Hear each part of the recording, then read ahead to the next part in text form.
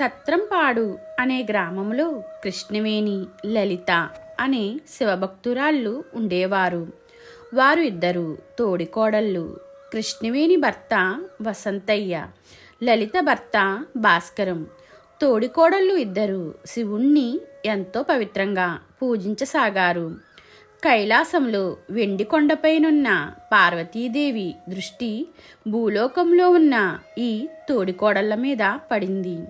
శివుడి ఎడమ తొడపై కూర్చుని ఉన్న పార్వతి, స్వామి భూమి మీద నివసిస్తున్న ఆ తోడికోడళ్ళు మిమ్ములను ఎంతో ఆత్మశుద్ధితో పూజిస్తున్నారు. నిజంగా భక్తురాళ్ళంటే వారిద్దరే అంది. నీలకంఠుడు చిద్విలాసంగా చిరునవ్వు నవ్వి, హిమగిరి పుత్రి, వారిద్దరూ నన్ను త్రికరణ శుద్ధిగా పూజిస్తున్నారన్న మాట నేను నమ్మను. చూసేవారికి వారిరువురు మహాభక్తురాల్లా కనిపిస్తున్నా నిజమైన భక్తురాలెవరో తెలుసుకోవాలి అని అన్నాడు.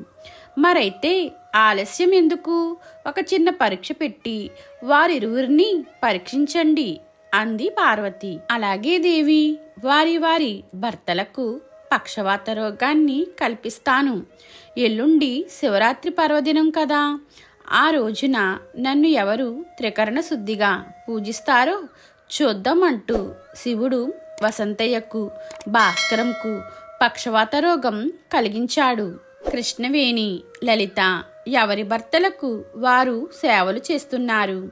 శివరాత్రి రోజున కృష్ణవేణి తెల్లవారే స్నానం చేసింది. జరి అంచు ఎర్రచీర కట్టుకుంది. శిఖలో కనకాంబరం పూలమాల పెట్టుకుంది.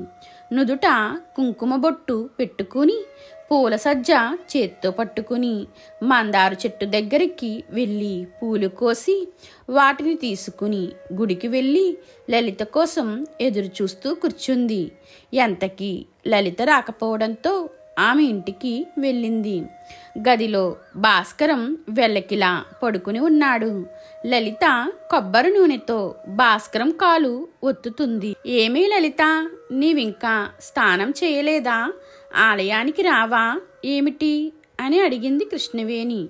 అక్క, నేను ఆలయానికి రాలేను. ఈయనకు కాలు బాగా నొప్పు చేసింది. కొబ్బరి నూనెతో కాలు వత్తమని అడిగారు. ఈయనకిలా ఉంటే ఆలయానికి రావడానికి నా మనసు అంగీకరించడం లేదు.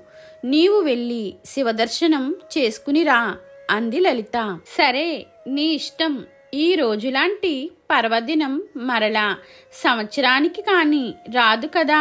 ఈరోజు శివదర్శనం చేసుకోకపోతే మనం చేసిన పూజల ఫలితం శూన్యమే కదా. మీ బావగారు నన్ను శివాలయానికి వెళ్ళవద్దని, తన దగ్గరే ఉండి తనకు సపర్యలు చెయ్యమని అంటుంటే వారి మాట కాదని ఆలయానికి వెళ్తున్నాను. మన కష్టసుఖాలు ఎల్లప్పుడూ ఉండేవే. శివరాత్రి మాత్రం ఏటికి ఒక్కసారే కదా. సరే, నేను ఆలయానికి వెళ్తున్నాను అని చెప్పి కృష్ణవేణి ఆలయానికి వెళ్ళిపోయింది. వెండి కొండపై నుంచి ఇదంతా చూస్తున్న శివుడు పార్వతీతో, దేవి, నా భక్తురాలు ఎవరో చూసావుగా అన్నాడు మందహాసంతో. చూశాను స్వామి, మిమ్ములను త్రికరణ శుద్ధిగా పూజిస్తుంది కృష్ణవేణి. ఆమెయే మీ భక్తురాలు అంది పార్వతీదేవి. నా భక్తురాలు కృష్ణవేణి కాదు దేవి, లలిత నా భక్తురాలు. ఆమెయే నన్ను త్రికరణ శుద్ధిగా పూజిస్తుంది అన్నాడు కైలాసాధిపతి. ఆలయానికి వెళ్ళి మిమ్ములను పూజించింది కృష్ణవేణి.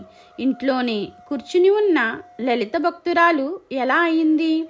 మీ నిర్ణయం సమంజసంగా లేదనుకుంటున్నాను అంది పార్వతి. దేవి, వివాహానికి ముందు స్త్రీకి తల్లిదండ్రులే దైవ సమానులు.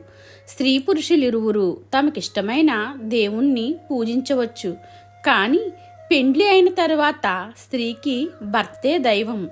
భర్తకు ఇష్టం లేని పని చేసి అతడి మనసును బాధ పెట్టడం వల్ల స్త్రీ తన సతిధర్మాన్ని కోల్పోవడం జరుగుతుంది.